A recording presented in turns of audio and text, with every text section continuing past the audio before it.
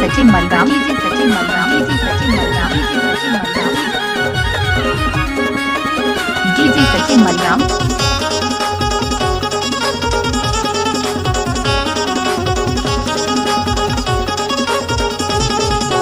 पिलायर दूती और पिलायर गाम क्षमा जाबू अरे जाबो रे भैया बिहरगढ़ धाम मा जाबू पिलायर दूती और पिलायर गाम क्षमा जाबू अरे जाबो रे कोया बिहरगढ़ धाम मा जाबू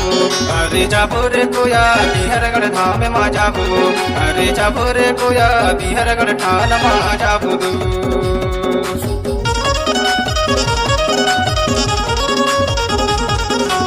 DJ Sachin Malgam, DJ Sachin Malgam, DJ Sachin Malgam,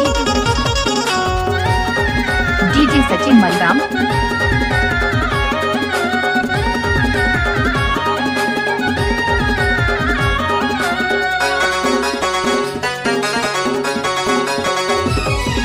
रात दिन पड़ा के पूजा जो होता है रात दिन पड़ा के पूजा जो होता है बिहरगढ़ ठाना माँ पूजा जो होता है बिहरगढ़ ठाना माँ पूजा जो होता है रारे धूपे के जो होंगे जो लगता है रारे धूपे के जो होंगे जो लगता है पाँचे काला से के जो इजाजत है भैया बिहरगढ़ धाम माँ जाबू भैया बिहरगढ़ ठाना माँ जाबू पिलायर दूती और पिलायर गाम क्षमा जाबू अरे जाबो रे भैया बिहरगढ़ धाम मा जाबू पिलायर दूती और पिलायर गाम क्षमा जाबू अरे जाबो रे कोया बिहरगढ़ धाम मा जाबू अरे जाबो रे कोया बिहरगढ़ धाम मा जाबू अरे जाबो रे कोया बिहरगढ़ ठान मा जाबू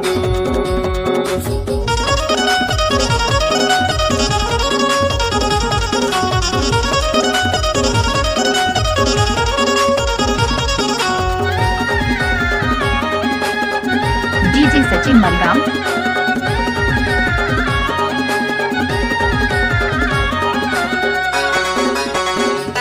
डीजे सचिन मलगाम, डीजे सचिन मलगाम, मंगली पंडन दाई के बढ़िया बने मंगली पंडन दाई के बढ़िया बने बढ़िया बने है का बढ़िया बने बढ़िया बने है का बढ़िया बने धामे जो लगा थे 12 में बर धामे जो लगा थे 12 में बर अरे कोयल के करत सहा भैया बिहरगढ़ धाम मा जाबू भैया बिहरगढ़ ठान मा जाबू पिलायर दूती और पिलायर गाम क्षमा जाबू अरे जाबो रे भैया बिहरगढ़ धाम मा जाबू पिलायर दूती और पिलायर गाम क्षमा जाबू अरे जाबो रे कोया बिहरगढ़ धाम मा जाबू अरे जाबो रे कोया बिहरगढ़ धाम मा जाबू अरे जाबो रे कोया बिहरगढ़ ठान मा जाबू डीजे सचिन मलगाम,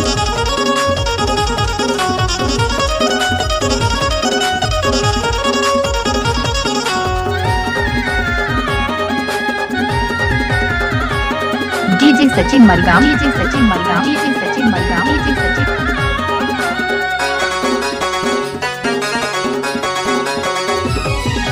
बिहर गाड़ी के धरती का है बिहर गाड़ी के धरती का है जतरी हजार ठाना में आए जतरी हजार ठाना में आए बड़ा देवे के जो महिमाया पर देवी और देवतन के लागया कर नक समरा भी तो गीत सुना थे भैया बिहरगढ़ धाम मा जाबू